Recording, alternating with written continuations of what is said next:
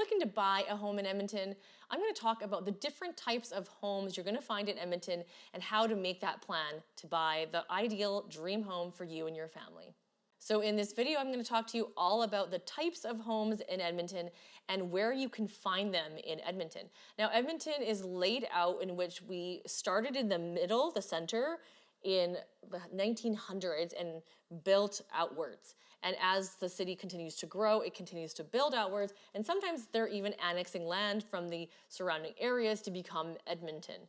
So if you're looking for a brand new home, you're likely going to be living on the outskirts of Edmonton. When I say outskirts, I'm not talking 50 minutes to an hour outside of Edmonton. I'm still talking, you're still in the Edmonton city limits. Edmonton, we're just used to driving everywhere within 15 to 20 minutes. If it's 30 to 45 minutes, we think that's kind of a long time.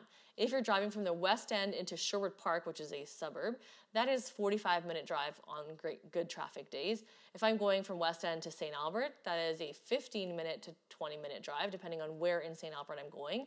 If I'm going all the way into St. Albert, up to the movie theater where the hospital is as well, that's a 30-minute drive from West Edmonton. But everything is really close. And so when you're looking to live in Edmonton, I'm talking in this video about Edmonton, St. Albert, Sherwood Park, Spruce Grove, Beaumont and Leduc, all are different as well. They all have some older homes and newer homes.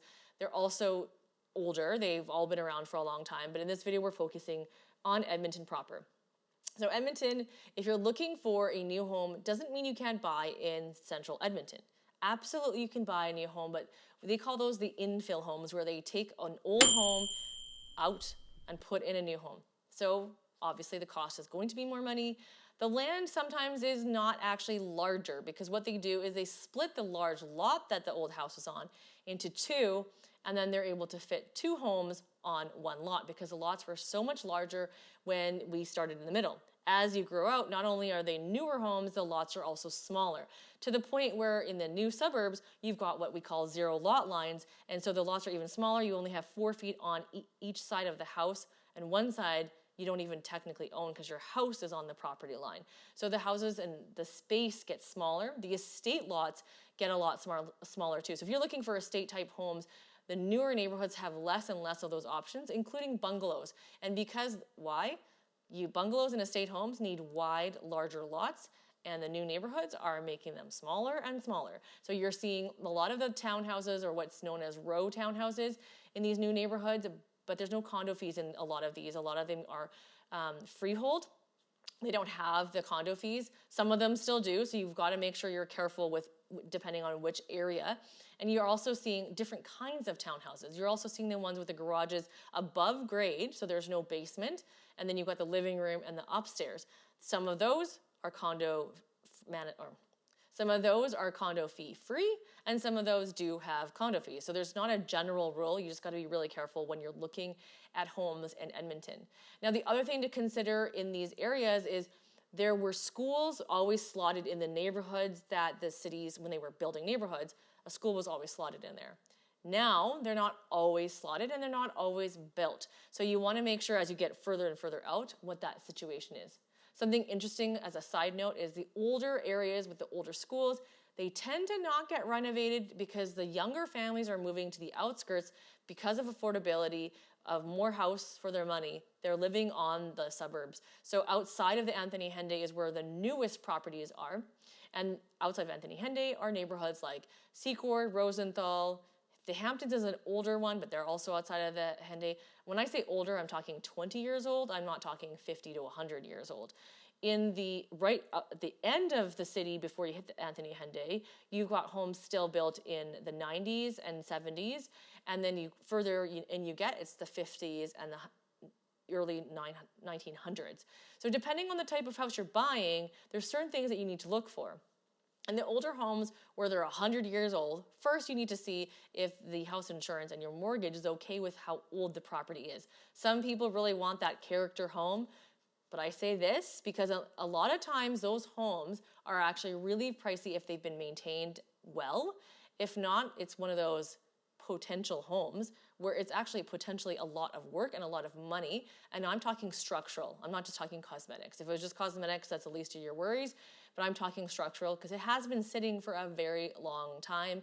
And that's the house where maybe the electrical was only 50 amp because back then that was what it was. So you need to take a look and consider all those things when you're looking at the type of home in Edmonton if you're looking to buy a house in the older area.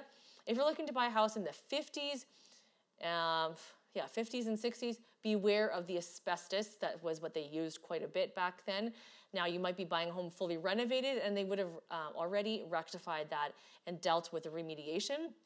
But even if you're looking to buy that house, to knock it down, to put a house, you do need to understand remediation still is required to be done, even though you're not renovating that property, you're just taking it down, because it's going to be activating all that and needs to be remedied. So homes built in the 1970s have aluminum wiring. Aluminum wiring does need to be pigtailed, and that's something that's really difficult for you to be able to see when you are doing just a showing. They'll find that in a home inspection, but it's something that the realtor could potentially ask the seller agent to see if they know. So you want to make sure you're mindful of that when you're looking at homes in the 1970s. 1970s, you've kind of come out of the central part of Edmonton and you're kind of coming into kind of the more, it's still central because we're not as in the outskirts.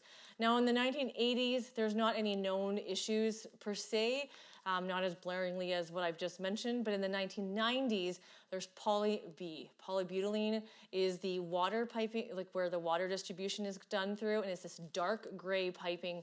Now, the problem there is that in the States, it was known to disintegrate over time, and therefore the house insurance companies here in Canada don't want to insure homes anymore with poly-B. Now, a lot of sellers have told me, well, I already have insurance. Well, yeah, you have insurance. It's been grandfathered in. Or sometimes the house insurance company doesn't know that you have poly-B. That's actually a substantial problem.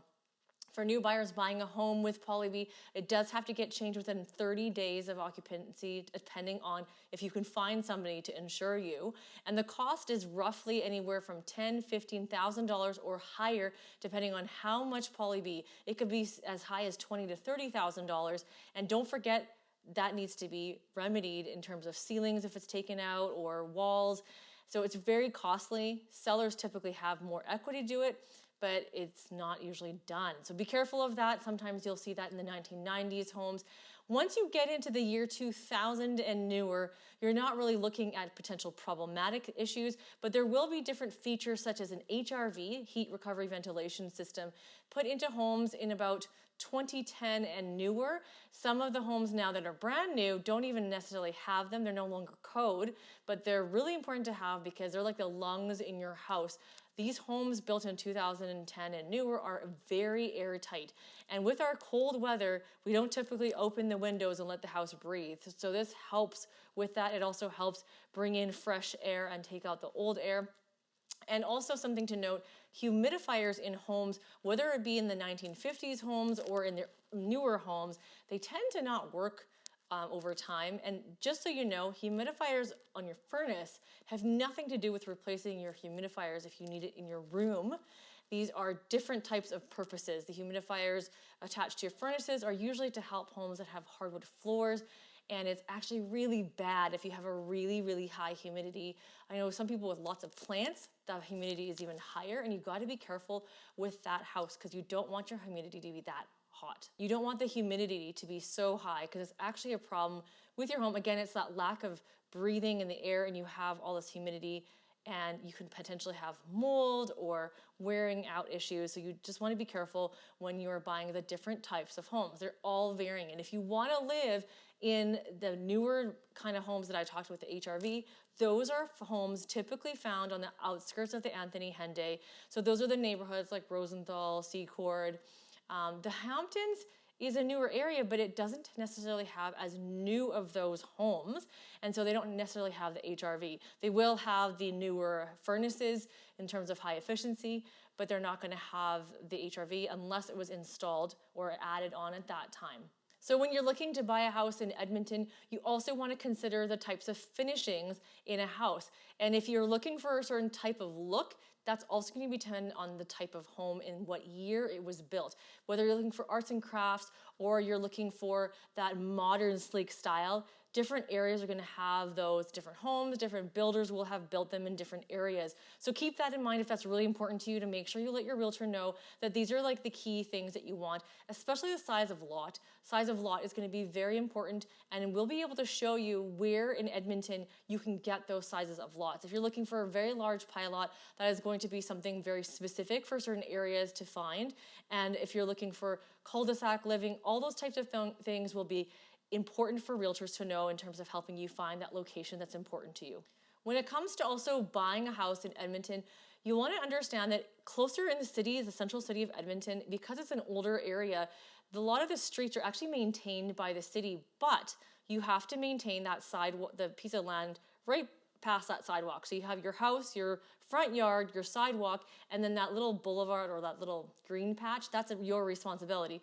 A lot of the older homeowners know that that's their responsibility, but in the new neighborhoods, a lot of people don't realize that's still your responsibility. But because it's a newer area, sometimes the developers are actually off-keeping that until they hand it over to the city. Once it's handed over to the city, it's now the homeowner's responsibility, not the city's, to keep that maintained. So make sure to keep that in mind. When you buy a house in Edmonton, you're responsible for shoveling the snow down that whole side if you're a corner lot, and also the mowing of the lawn.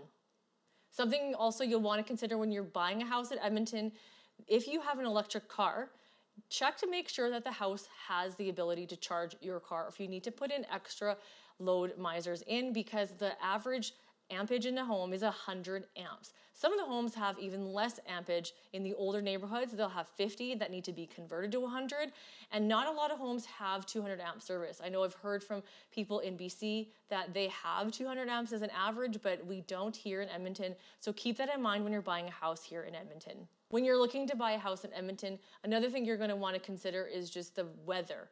So whether you need air conditioning or you're looking to make sure you keep warm and there's fireplaces, think about all those factors when you're buying a house here in Edmonton. Do you want a wood-burning fireplace? Those are usually found in older homes. You will not find those in newer homes. The wood stove fireplaces, those ones will actually cost you more money with house insurance, and you'll have to make sure you get a wet inspection to give to your home inspector or to your home insurance. If you're buying a wood-burning fireplace, the wet inspection is not required for your home insurance company, but you'll want to make sure to get that checked out, because you'll want to know the condition of the fireplace before you buy that home to make sure you know what you're getting yourself into. Other things you want to consider when you're buying a house in Edmonton is to do a sewer scope. I always recommend to my clients, whether it's a new house or an old house, to get that sewer scope done so you know what is going on in the guts of your house. So if there's any tree roots in there, that it gets cleaned. If there's any sags or cracks, you are well aware, because you don't want to find out the hard way when everything's backed up.